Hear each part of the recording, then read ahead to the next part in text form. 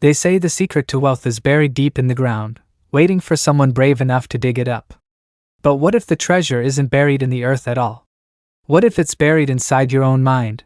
Ethan Parker sat in his old pickup truck, staring at a pile of unpaid bills on the passenger seat.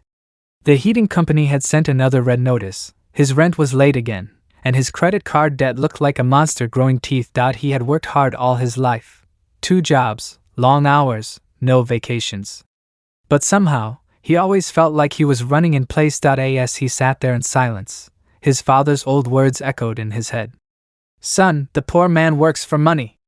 The rich man makes money work for him. He never understood that saying, until the day he met Mr. Caldwell. Mr. Caldwell was a quiet old man who lived at the edge of town. People said he used to be rich, owned businesses, land, even a factory. But now, he lived simply, wearing faded shirts and spending his afternoons reading under the same oak tree every day. Ethan met him by accident. His truck broke down on the road near Caldwell's farmhouse, and the old man invited him in for coffee while he waited for help. They talked for hours, about work, life, and money. At some point, Ethan couldn't help blurting out, "I don't get it. I work so hard, and I'm still broke. How do people like you become wealthy? What's the secret?" Caldwell smiled, stirring his coffee slowly. "The real secret," he said, "isn't in your wallet. It's in your mind. Money is just a tool, Ethan, a hammer, a saw. It builds what you imagine. But most people never imagine anything beyond survival." Ethan frowned. "So, it's about positive thinking?" "No," said Caldwell. "It's about purposeful thinking. You see, poor minds chase money like dogs chase cars, noisy, desperate, going nowhere. But rich minds give money a job. They use it to build something that lasts." Ethan didn't understand, so Caldwell gave him an example. "Let me tell you about a boy named Andrew Carnegie." Caldwell's voice softened as he began the story. "Carnegie came to this country with nothing, not a penny. Worked in a factory as a boy, same as you. But while everyone else saw money as food for today, he saw it as bricks for tomorrow. He used his earnings not to buy comfort, but to build opportunity. He learned, saved, and built steel mills. But that wasn't the end of it. When he became rich, he didn't sit on his gold. He used it like a hammer, to build libraries, schools, and opportunities for others. Do you know what he once said?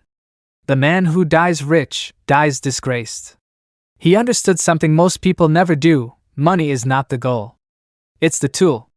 The real goal is creation." Ethan listened quietly. The words settled in his chest like a spark waiting for air. Caldwell continued. "When you think of money as a tool, you stop feeling like its slave. You stop buying what doesn't matter. You stop trying to prove something to others. You start asking, what do I want to build? Who do I want to help?" Ethan thought of his father again, the man who had worked himself to exhaustion for a paycheck that never stretched far enough. Maybe his father's mistake wasn't working too little. Maybe it was thinking too small. That night, Ethan went home and looked around his small apartment. The walls were bare, the air heavy. But for the first time, he saw something different. Potential. He grabbed an old notebook and wrote across the top, "Money is my tool, not my goal." Then he asked himself the question Caldwell had taught him. What do I want to build with my money? He thought about the local community center that had closed down. The kids in his neighborhood had nowhere to go after school. He thought about his sister, who dreamed of opening a bakery but never had the money to start. Maybe one day, he could help build those things. Maybe his paychecks could become bricks in something bigger than himself. The thought filled him with energy. He didn't feel desperate anymore. He felt powerful. Over the next few days, Ethan noticed how differently he behaved. He stopped buying coffee every morning and started saving the money. He sold things he didn't need. He began reading books about investing, business, and personal growth. He started seeing money not as something he chased, but as something he commanded. His friends laughed. "Come on, man, what's the point? You'll never be rich." But he didn't argue. He had learned something they hadn't, something Napoleon Hill once wrote in Think and Grow Rich. Whatever the mind can conceive and believe, it can achieve. The problem wasn't that Ethan had too little money. It was that his mind had been poor. One evening, he visited Mr. Caldwell again. They sat outside watching the sunset over the cornfields. You were right, Ethan said. I've been treating money like a god instead of a tool. Caldwell nodded. Most people do. They think money will make them happy. But it doesn't. It just makes you more of who you already are. If you're fearful, it gives you bigger fears. If you're generous, it gives you bigger hands. Then he smiled. The question is, Ethan, who do you want to be when the money comes? Ethan looked at the horizon. For the first time in his life, he didn't feel trapped by his paycheck.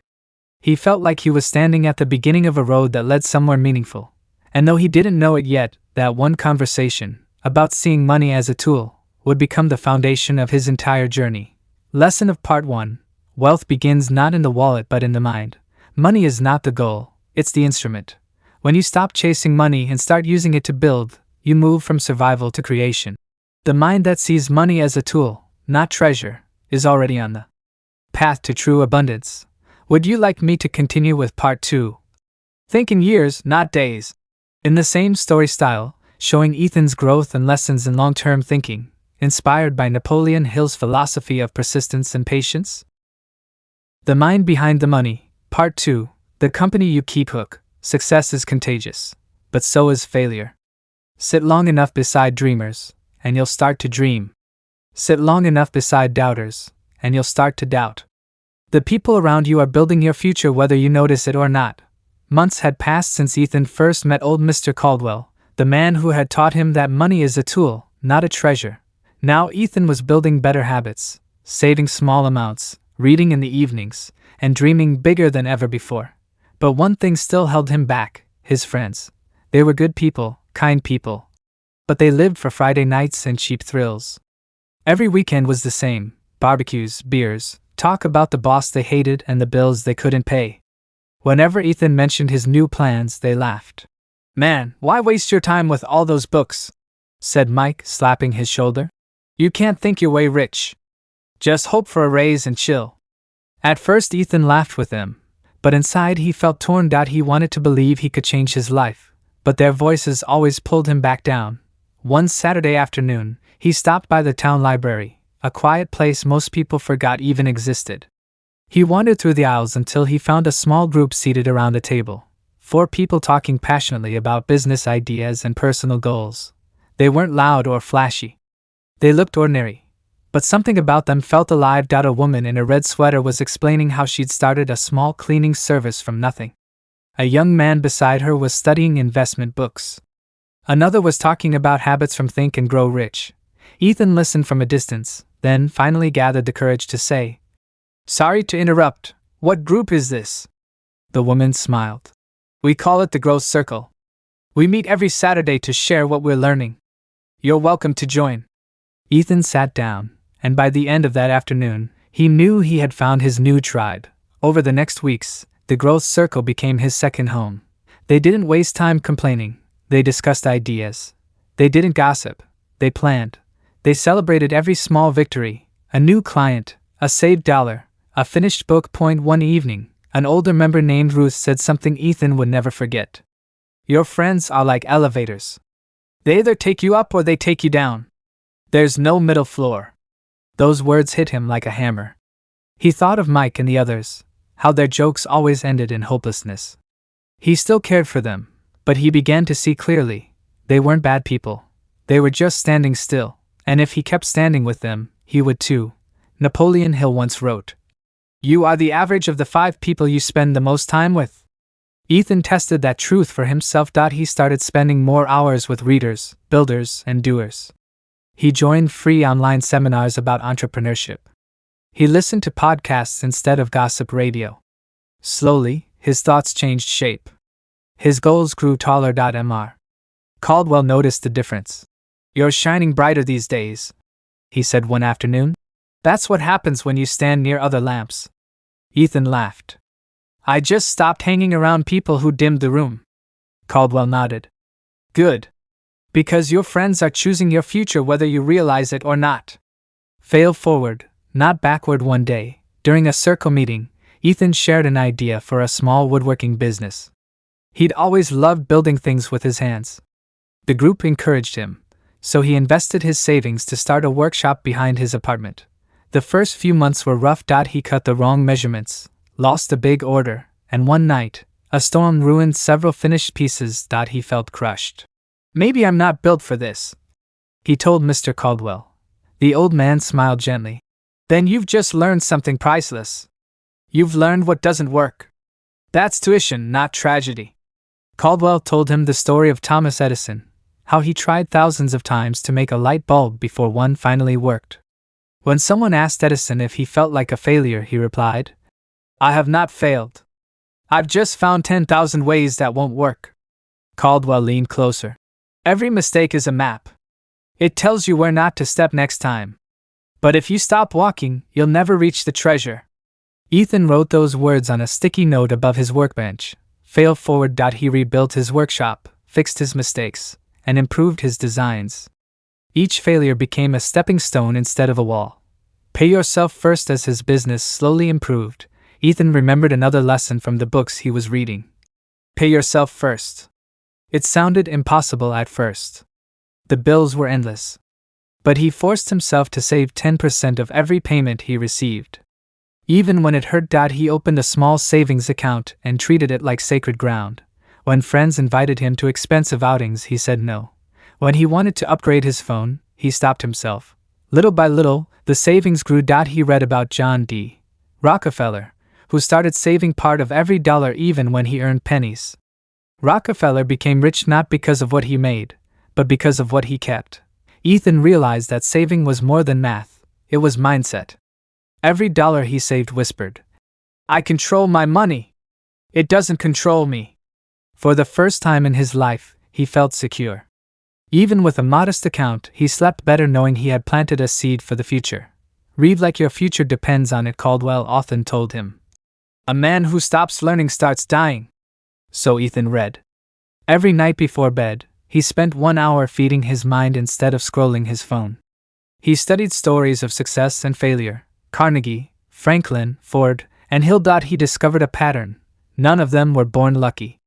They built themselves to learning. One evening, he came across a quote by Benjamin Franklin. "An investment in knowledge pays the best interest." Those words lit a fire inside him. Reading was free, but it made him richer every day. Books became his mentors, his silent partners. Through them, he met 1,000 teachers without leaving his chair. A year later, Ethan stood outside his small but thriving workshop. The growth circle had grown too. Now they met in a rented hall with dozens of new members. Mike still called him sometimes, complaining about work and money. Ethan listened kindly but didn't join the pity party. He had chosen a different future. He now understood what Napoleon Hill meant when he said, "Failure is simply the opportunity to begin again, this time more intelligently." Ethan had failed forward, saved wisely, and surrounded himself with builders instead of talkers. And though his fortune was still small, his mind was wealthy, and that meant the rest would follow. Lesson of Part 2: Choose your company carefully. They shape your destiny. Embrace failure as education, not defeat. Save before you spend. Read like your future depends on it, because it does. The true fortune begins not when money multiplies, but when the mind matures. Would you like me to continue with Part 3? Think in years, not days. Next, where Ethan learns patience, long-term vision, and the compound power of small daily actions, inspired by Napoleon Hill's philosophy of persistence. Part 3. The power of better questions. Hook. The quality of your life depends on the quality of the questions you ask yourself. Ask weak questions, you get weak answers. Ask strong questions, and life opens doors you never saw before. One summer afternoon in Chicago, a young man named Eddie Brooks sat on the steps of a small apartment building, staring at the ground. He had just lost his job. His rent was due. His girlfriend had stopped answering his calls. The world felt unfair. He mumbled, "Why does this always happen to me?" That question burned in his head like a sad song stuck on repeat, and his brain answered back, "Because you're unlucky. Because the world is unfair. Because you don't have the right connections." Each answer made him feel smaller, weaker, and more hopeless. That's how most people live, stuck in a loop of bad questions and worse answers. Napoleon Hill once said, "Every adversity, every failure, every heartache carries with it the seed of an equal or greater benefit. But to find that seed, you must ask the right question." That night, Eddie remembered a lesson his old mentor once told him. When life hits you, don't ask why me. Ask what now? So instead of crying over his situation, Eddie took a notebook and wrote down a new question. What can I learn from this? Suddenly, something shifted inside him. His brain, like a loyal worker waiting for orders, started searching for answers. Well, it said, you could learn new skills. You could start your own small business. You could read those books you've been ignoring. That one question turned pain into possibility. That's the hidden power Napoleon Hill talked about. The mind is your most obedient servant, but it follows your commands exactly. If you tell it you're unlucky, it will collect evidence to prove it. If you ask it how to improve, it will work day and night to find solutions. Your brain never rests. It keeps searching for answers to whatever question you feed it. So if you ask, why can't I ever win? It will show you every failure you've ever had. But if you ask, how can I win next time? It will start finding doors you never noticed before. That's the difference between a victim's mindset and a millionaire's mindset. When something goes wrong, poor thinkers say, why does this always happen to me? Millionaire thinkers say, what can I do differently next time? When poor thinkers see someone successful, they say, why do they have everything and I have nothing? Millionaire thinkers say, what did they do to get there, and what can I learn from it? It's the same world, the same problems, the same people, but a completely different set of questions. Napoleon Hill met hundreds of the richest men of his time: Andrew Carnegie, Henry Ford, Thomas Edison, Alexander Graham Bell, and he noticed the same habit in all of them. They asked how, not why not. When Henry Ford wanted to build an affordable car for every family in America, everyone told him it was impossible. Steel was expensive, production was slow, and no one believed cars could ever be for ordinary people. But Ford didn't ask, why will this never work? He asked, how can I make this work? That single question pushed him to experiment, to fail, to test, and to improve, until he created the assembly line system that changed the world. His success was built not just on machines and metal, but on questions. Questions are like keys. Each one opens a different door. If you ask the wrong ones, you stay stuck in the same room forever. If you ask the right ones, you open the door to freedom. Eddie Brooks, our young man from Chicago, learned this truth deeply. He stopped asking, why me? And started asking, what next? He began learning about online business, marketing, and personal growth. He watched free lessons, read books, and took notes. Within a year, he was freelancing online. Within 2 years, he opened his own small business helping others market their products. When people asked him how he did it, he smiled and said, I just started asking better questions.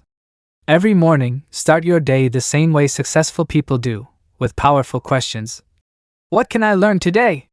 How can I improve my work? Who can I help? What problem can I solve right now? What small step can I take toward my goal? Your brain will spend the rest of the day finding answers. It will show you opportunities, ideas, and people that were invisible before. Napoleon Hill often taught that success begins in the mind. It's not luck.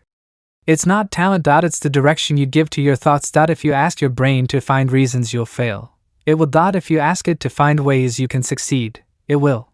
The question you ask decides the world you live in. So when failure comes, and it will, ask, what is this teaching me? When success comes, ask, how can I build on this? When fear whispers, ask, what would I do if I were brave? Each question builds courage. Each one builds clarity. Each one builds wealth. Eddie eventually met a business owner who offered him a partnership. The man said, I like the way you think. You're not afraid of problems, you look for lessons. That moment changed Eddie's life forever. Years later, Eddie had employees of his own. When one of them made a mistake and said, I'm so stupid, Eddie smiled and replied, don't say that. Instead, ask, what did I learn? That's how winners think. Remember this truth. The questions you ask yourself every day shape your destiny. They decide what you notice, what you believe, and what you become. Poor minds ask questions that build excuses. Rich minds ask questions that build solutions. So stop asking, why can't I? Start asking, how can I? Stop asking, why is life unfair?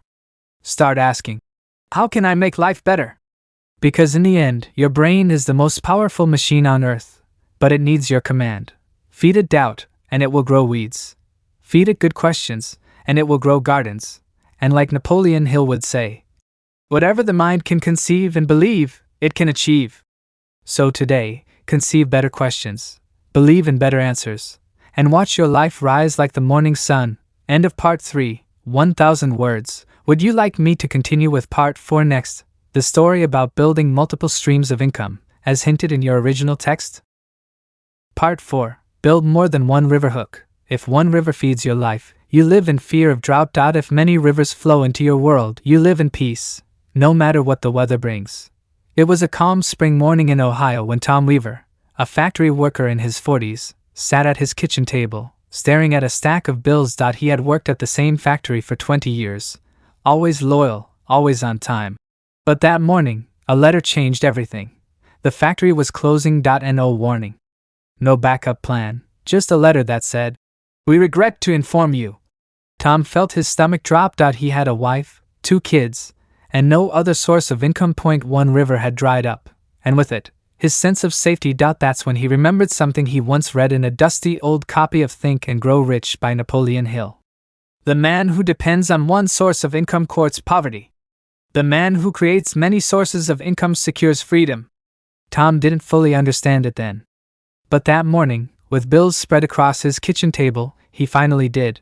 Napoleon Hill taught that wealth is not about luck, it's about structure.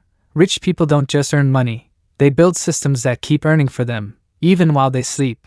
Poor people work for money. Rich people make money work for them.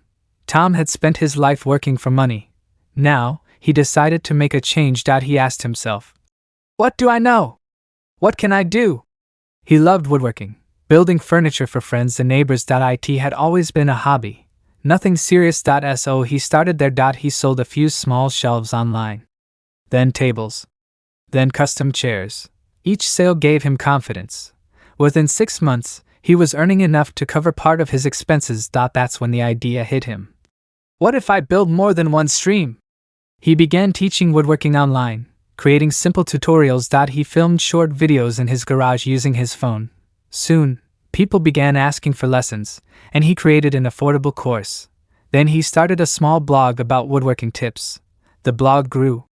He added ads and earned small income from views. 3 years later, Tom had 4 streams of income. 1. Furniture sales. 2. Online woodworking lessons. 3. Blog revenue. 4. Affiliate partnerships with tool brands. He never went back to the factory. His rivers now flowed freely, and no single drought could stop them. Napoleon Hill would have smiled at Tom's story because it embodies one of his timeless truths. Security comes not from your job but from your ability to create. When you depend on one income, you live like a man who drinks from a single well. If that well runs dry, you thirst. But when you build multiple wells, small ones, big ones, new ones, you will never go thirsty again. That's what every millionaire understands. John D. Rockefeller, for example, didn't just own oil wells. He owned the railroads that transported the oil. He owned the refineries that processed it. He owned the ships that delivered it. If one business slowed, the others kept his fortune flowing. Each river fed another. That's how empires are built. Napoleon Hill once wrote, "No man can become rich without enriching others." That means every new income stream should also create value for someone else. Tom didn't just sell furniture. He helped families make their homes beautiful. He didn't just teach woodworking, he helped others build confidence and creativity. His wealth grew because he served more people through more ways. This is the law of multiple service. The more people you help, the more rivers of opportunity flow into your life. Another man, a farmer named Mr. Halpern, learned this lesson the hard way. He owned a large cornfield and relied on it for his family's entire income. Year after year, the corn did well. Then one year, heavy rain flooded his land. The corn died. The farm was ruined. He borrowed money, replanted, and another disaster hit. A drought. 2 years of bad luck almost destroyed him. But during that time, he met a business mentor who said, "Don't let your family depend on one crop. Build more streams." So he did. He started raising chickens. He planted beans and wheat in smaller plots. He built a small pond and began raising fish. He added fruit trees for long-term harvest. Now, instead of one crop, he had 6. When the corn failed again, his family still thrived. The eggs, the fish, the fruit, all kept his income steady. He smiled and said, I used to have a farm. Now I have a system. That's the secret of wealth. Systems, not luck. Napoleon Hill compared opportunity to a river that never stops flowing. Some people stand on the bank and complain that they are thirsty. Others build cups, buckets, and dams to catch the water. The river doesn't choose favorites. It rewards the ones prepared to receive it. That's what multiple income streams really are, your personal buckets in the river of life. Each one catches a little water. Together, they make an ocean. Today, with the internet, it has never been easier to build more than one stream. You can sell your skills, your knowledge, your creativity, or even your time. You can start small, an online store, a digital course, freelance work, investments, or partnerships. Each new flow adds security and peace of mind. Napoleon Hill would tell you to start where you are, with what you have. Don't wait for perfect timing. Begin with something you can control today. Maybe you start writing a small ebook. Maybe you bake and sell cookies. Maybe you teach guitar online. Maybe you grow vegetables and sell them at a local market. The idea is simple. Never depend on one source alone. Tom Weaver often tells his students now, money doesn't disappear. It just moves. If you have enough streams, some will always be flowing toward you. His old coworkers sometimes ask him, weren't you scared to start all that? He laughs and says, I was more scared to have only one river. And that's what Napoleon Hill meant when he said, the man who does more than he is paid for will soon be paid for more than he does. Every time you create a new stream, you are doing more for the world. And the world, sooner or later, pays you back, with interest. So ask yourself today, if my main income stopped tomorrow, what rivers would still flow? If the answer is none, it's time to start digging. Even a small stream today can save your life tomorrow. Because wealth isn't built in one day, it's built one stream at a time. And when those streams flow together, they form something unshakable, freedom. End of part 4, 1,000 words. Would you like me to continue with part 5 next?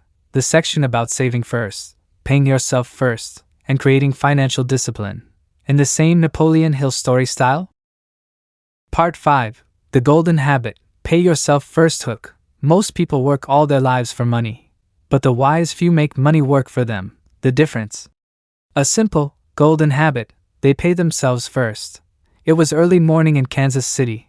Mary Dawson, a single mother of 2, sat on her porch sipping coffee, staring at the quiet street before her. She worked 2 jobs, one at a grocery store and one cleaning offices at night. Every payday, she promised herself that this time, she'd save something. But every time, the bills, rent, groceries, and emergencies took it all away. Maybe next month, she always said, but next month never came. One night, exhausted from her second job, she turned on a YouTube video. A speaker was talking about Think and Grow Rich. Napoleon Hill's voice echoed through time. Do not save what is left after spending, but spend what is left after saving. Mary froze. It sounded impossible. How could she save when she barely had enough? But something inside her whispered, try it once. Napoleon Hill often wrote that riches begin with discipline, not dollars. Most people wait to have extra money before they start saving, but that's why they never have any. The secret is to save first, even if it's only $1. So Mary made a rule. Every payday, she would pay herself first. 10% of whatever she earned. Before the landlord. Before the grocery store. Before anyone else. The first week, it felt impossible.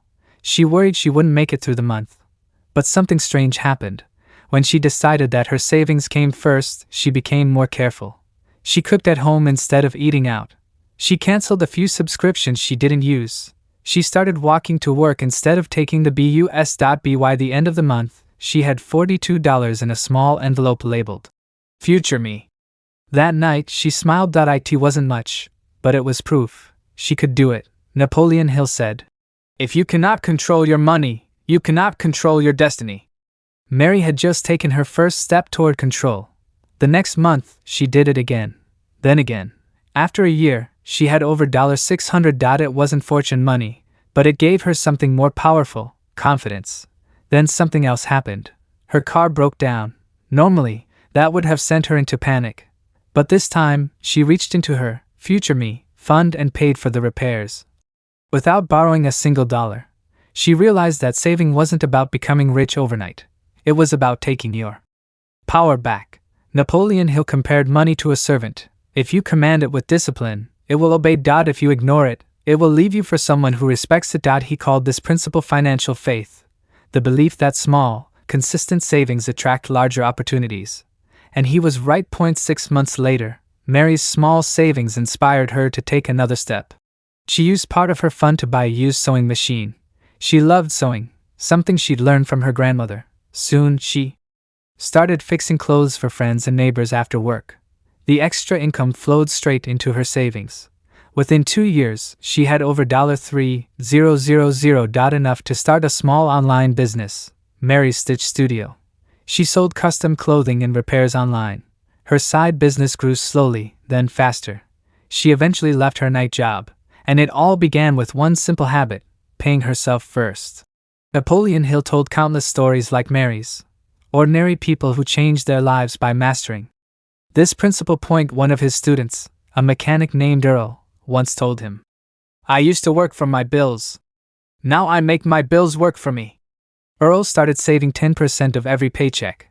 After a year, he used his savings to buy old cars, fix them, and resell them. In 5 years, he owned his own repair shop. Every success he had came from that first habit: saving before spending. This habit is more than financial, it's mental training. Every time you pay yourself first, you tell your mind, "I am in control. I come first." Hill called it autosuggestion, training the subconscious to believe in abundance, not lack. When you save, even a few dollars, you send a powerful message to your brain: I deserve wealth. I attract wealth. I create wealth. And that belief opens the door to bigger opportunities. Most people live backward. They earn, they spend, and then they wish for leftovers. The wealthy live forward. They save, invest, and then spend wisely on what remains. That's why Napoleon Hill emphasized habit over amount. You don't need to start big, you just need to start. Hill often said, "A man is rich not by what he earns, but by what he keeps." A person earning $3,000 a month and saving $300 is wealthier in spirit and power than someone earning $10,000 and saving nothing. Because wealth isn't measured by income, it's measured by discipline. Let's return to Mary Dawson. 3 years later, she now worked from home, managing her online sewing store. She still lived in the same house, drove the same car, but her spirit was entirely different. She no longer worried about emergencies. She had savings, investments, and confidence. Her daughter once asked, "Mom, how did you start all this?" Mary smiled and said, "I paid myself first." That one habit turned her life around. She had mastered what Napoleon Hill called the golden rule of prosperity. Because money is like a loyal friend, it stays where it's treated with respect. Here's what Hill would tell you if he could speak to you today. 1. Start small, but start now. Don't wait for the right time. 2. Make saving automatic. Treat it like a bill that must be paid. 3. Never spend your savings. Make them work for you. 4. Use your savings to build assets, not liabilities. Even if you save just $5 a week, it's not about the number, it's about the habit. The moment you pay yourself first, you join the ranks of the few who command their destiny. Napoleon Hill said it best: "When you discipline your mind, riches will come as naturally as the night follows the day." So tonight, when you look at your paycheck or wallet, ask yourself, who are you paying first? Your landlord, your job, or your future self? Because the truth is simple. If you don't pay yourself first, you'll spend your life paying everyone else. And when you start that small act of financial self-respect, you'll notice something magical. You'll begin to feel wealth before you see it. You'll begin to act like the person you want to become. And when that happens, money will start finding its way to you, because you've proven you can handle it. That's not luck. That's Napoleon Hill's law of success in action. End of part 5, 1,000 words. Would you like me to continue with part 6?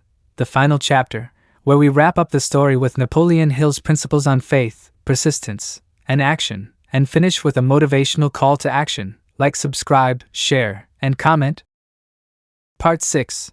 The secret that changes everything. Read like your future depends on it. Hook. If you ever feel stuck, broke, or lost, remember this. Someone once felt exactly the same way, and they wrote a book about how they got out. All you have to do is read it. The sun was setting behind the small-town library in Ohio. Inside, Ethan Miller, a young mechanic covered in oil and sweat, stood staring at a dusty shelf. He wasn't there for books, he was there for warmth. The shop where he worked had closed early, and the night air bit like winter teeth. But something caught his eye. A small red book with gold letters. Think and Grow Rich, by Napoleon Hill. He pulled it down, brushed the dust away, and began to read the first page. 10 minutes later, he forgot about the cold. The book spoke directly to him, about desire, faith, persistence, and the power of thought. It was as if Hill himself was whispering in his ear. Whatever the mind can conceive and believe, the mind can achieve. That night, Ethan read until the library lights went out. Napoleon Hill believed that every man and woman holds a fortune inside their mind, but that fortune only awakens when the mind is fed by knowledge, stories, and wisdom passed down through generations. He often said, "You are the average of the 5 people you spend the most time with." And books, he added, could be your greatest friends, the kind who never lie, never complain, and always lift you higher. Ethan began a new habit. Every day after work, he stopped by the library for 30 minutes. He read books about success, discipline, and personal growth. He read about inventors, business owners, leaders, and dreamers. When his friends mocked him, "Reading won't fix your bills," he smiled and kept reading. But inside, something was changing. His mind was expanding. He started thinking differently at work. He began to notice ways the garage could run smoother, save time, and serve customers better. One day, he told his boss about a new way to track car parts using a simple spreadsheet. It saved hundreds of dollars. His boss gave him a raise. That raise became his seed of wealth. The start of something bigger. Hill taught that knowledge becomes power only when acted upon. Reading alone isn't enough. It's the application that transforms lives. So Ethan made a plan. He would read, learn, and apply one new idea each week. From a book on business, he learned how to manage money. From a book on communication, he learned how to speak with confidence. From Think and Grow Rich, he learned the importance of having a definite purpose. He wrote his purpose on a card. "I will own my own auto repair shop within 5 years." Every morning, he read it out loud. Every night, he visualized it as real. That simple act, born from a book, became his guiding star. Years passed. Ethan kept reading and applying what he learned. He failed often. Some weeks, he doubted himself. But every time, he returned to the pages of Hill's book and found strength again. He remembered Hill's words. Every adversity carries with it the seed of an equal or greater benefit. So he turned his failures into lessons. When his first attempt at a side business collapsed, he learned about managing cash flow. When a trusted partner walked away, he learned the value of contracts. When an investment went wrong, he learned patience. Each failure became a teacher. Each book became a mentor. By year 5, Ethan stood outside a small shop with a new sign, Miller's Auto and Tire. His own name shining in the morning light. He remembered the cold night he had first found Hill's book. He smiled and whispered, "You did it." Inside, the walls of his office were lined with books, hundreds of them, each one a friend that had guided him from poverty to purpose. Napoleon Hill often said that books are living minds of the dead. Through reading, we can meet men and women who lived 100 years before us, walk in their footsteps, and learn from their triumphs and tragedies. When you read a book of wisdom, you borrow another person's lifetime of experience. You skip the pain they went through, and you gain the knowledge they earned. That is why the rich keep reading. They are not just readers, they are collectors of power. Hill's greatest secret wasn't money. It was growth, personal, mental, spiritual. He believed the mind was the true gold mine, and every book was a pickaxe. Every chapter was a swing that brought you closer to your treasure. He wrote, "If you do not see yourself as successful, no one else ever will." Reading shapes how you see yourself. It fills your imagination with examples of greatness until you start believing you can achieve it too.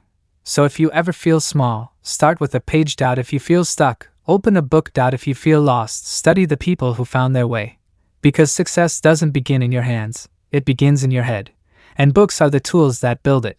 Let's return to Ethan one last time.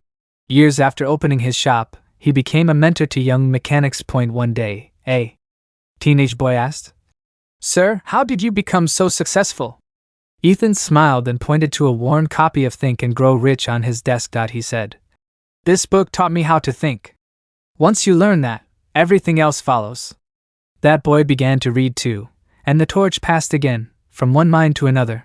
That's the power Napoleon Hill left us, a chain of ideas passed through books that can turn any struggle into success, if you only take the time to read, learn, and act.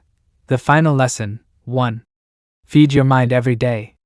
It's your greatest investment. Point 2. Learn from those who succeeded. Copy their habits, avoid their mistakes. Point 3. Act on what you read. Knowledge without action is just daydreaming. Point 4. Keep growing. The day you stop learning, you stop moving forward. Napoleon Hill once said, "The man who does more than he is paid for will soon be paid for more than he does." That begins with learning more than others are willing to learn. So today, make a promise to yourself. Pick up a book that makes you better. Feed your mind like your future depends on it, because it does. Blue Book: if this story inspired you, don't keep it to yourself. Backhand index pointing right. Subscribe for more stories like this. Modern lessons in Napoleon Hill's wisdom. Speech balloon: comment below your favorite lesson from this series. Repeat button: share it with a friend who needs to believe again. Your journey to success doesn't end here, it's just beginning. And remember, riches start in the mind and grow where discipline waters them. End of part 6, final chapter, 1000 words.